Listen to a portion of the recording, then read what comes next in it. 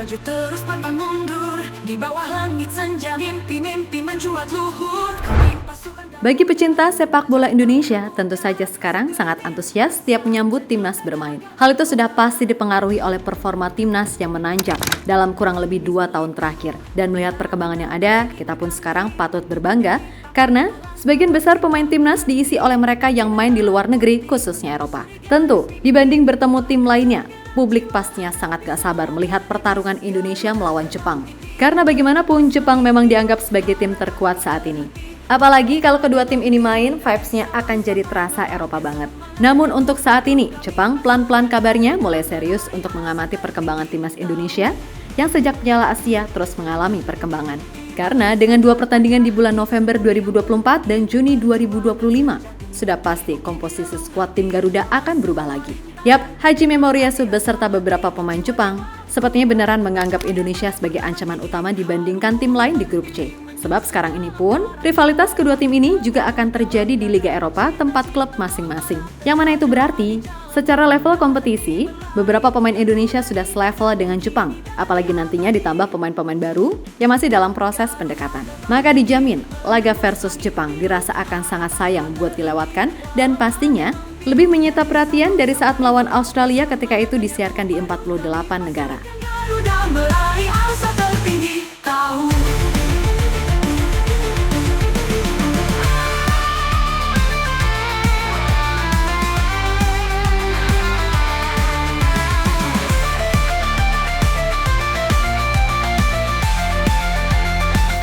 Jepang tidak bisa dipungkiri memang jadi tim terbaik di Asia sekarang ini. Hal itu tidak terlepas dari seabrek pemain mereka yang berkarir di luar negeri khususnya Eropa. Bahkan saking ketatnya persaingan, ada juga pemain yang meskipun udah main di Eropa, tetap nggak dipanggil. Ya, emang setinggi itu standar mereka. Nah, yang bikin Jepang disegani, beberapa dari pemain mereka banyak yang main di liga-liga teratas Eropa. Dan itulah kenapa laga melawan Jepang sejatinya memang jadi yang paling dinanti oleh publik tanah air.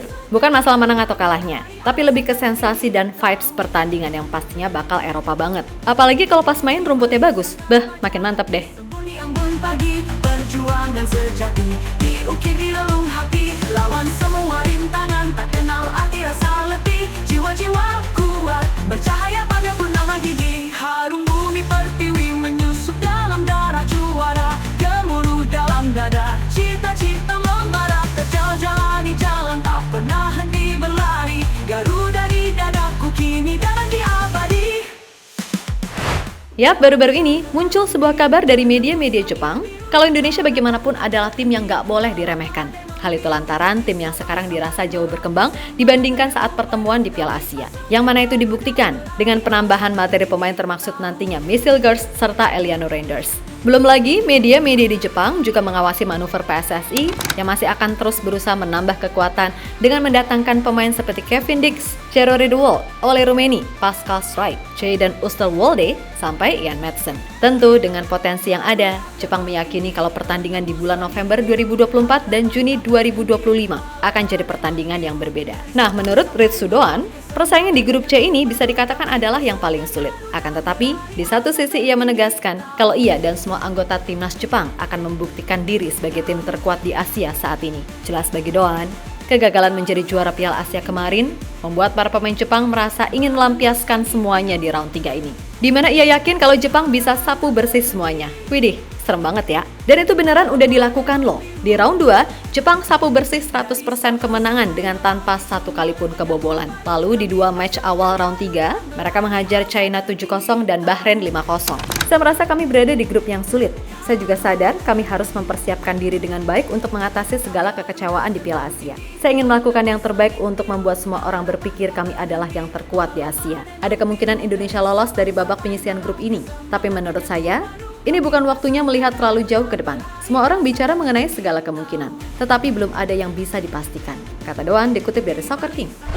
Sementara itu, menurut sang kapten, Wataru Endo, Meskipun berhasil menang di 2 laga awal dengan meyakinkan, ia menegaskan gak akan meremehkan siapapun termaksud Indonesia. Bagi Endo, perkembangan Indonesia sejak Piala Asia kemarin memang terlihat pesat.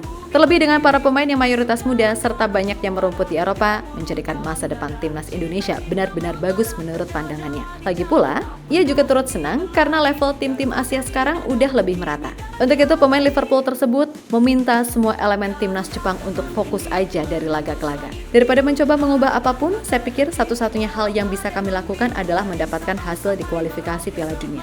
Kami kalah di sana karena level tim-tim Asia telah meningkat. Saya yakin orang-orang akan bertanya, bisakah kami memenangkan babak kualifikasi terakhir ini?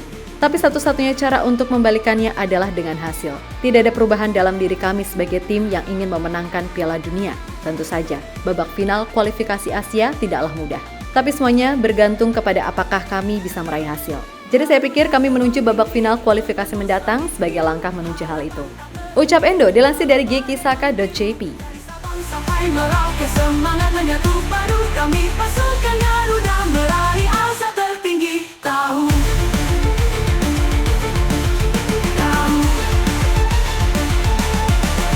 Garuda terbang tinggi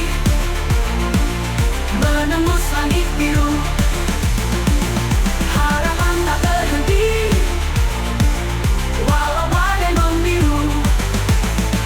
Dari Sabang sampai Merauke semangat menyatu padu kami pasukan Garuda meraih asa tertinggi. Tahu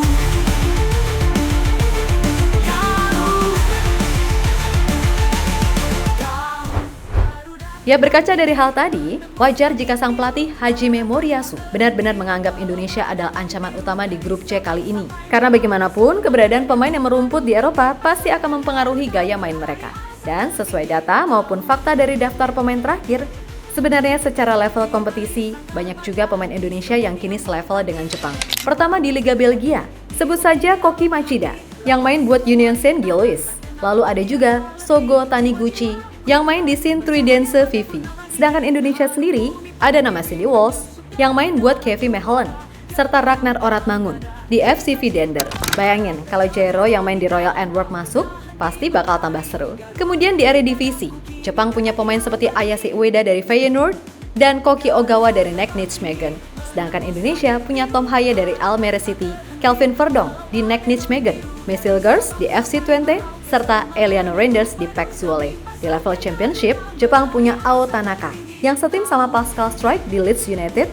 Sedangkan Indonesia ada Nathan Chu yang di Swansea City serta Marcelino di Oxford. Sedangkan di Serie A, Jepang punya sang kiper Zion Suzuki yang per musim ini main buat tim promosi Parma. Dan Indonesia punya Jesus yang juga main buat tim promosi Venezia. Memang secara data dan fakta, level kompetisinya emang sama. Tapi bukan berarti kita bisa dibilang jauh lebih hebat.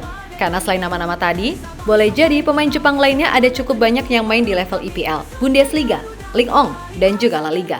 Mungkin nama-nama macam Kelvin Verdong, Jesus, Mesilgers, Eliano Reinders, Tom Haye, hingga Martin Paz yang walaupun main di MLS, punya level yang gak jauh beda atau bahkan setara dengan beberapa pemain Jepang. Nah, yang jadi konsen Hajime Moriyasu, jelas apabila nanti pemain-pemain seperti Ole Rummenigge, Kevin Dix, Jairo, Jadon Oosterwolde, sampai Iyad Madsen ini gabung, Indonesia dinilai akan jadi lawan yang secara kualitas akan bisa menjadi sangat merepotkan. Karena bagaimanapun, Moriyasu meyakini laga di bulan November 2024 dan Juni 2025 akan jadi 2 laga yang beda.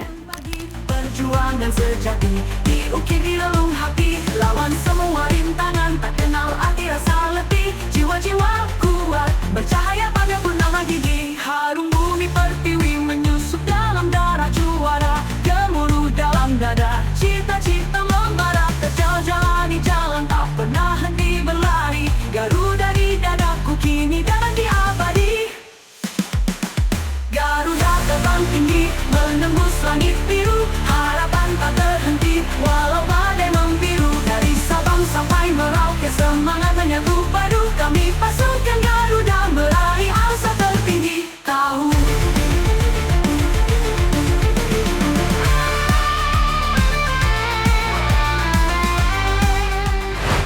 Yap, terlepas dari apapun, pokoknya Indonesia hanya perlu fokus menatap laga demi laga. Ikuti arah Coach Shin dan bermain sesuai dengan porsinya. Jangan ada ego di atas lapangan karena pada akhirnya ini demi kepentingan timnas Indonesia. Dan buat 7 pendekar sakti penghujat STY dan naturalisasi atau siapapun itu, sekali lagi tolong gak usah aneh-aneh lagi. Biarkan para pemain berjuang dengan tenang. Jangan ganggu mereka dengan statement konyol yang justru membuat kalian sendiri yang terlihat lucu. So, ayo sama-sama dukung dan doakan agar timnas Indonesia bisa meraih mimpi ke puncak tertinggi. Dan oh ya, kalau ada yang kurang perihal data pemain siapa dan main di mana, bolehlah share di kolom komentar, oke? Walau badai membiru, dari Sabang sampai Merauke semangat menyatu padu. Kami pasukan Garuda meraih asa tertinggi. Tahu,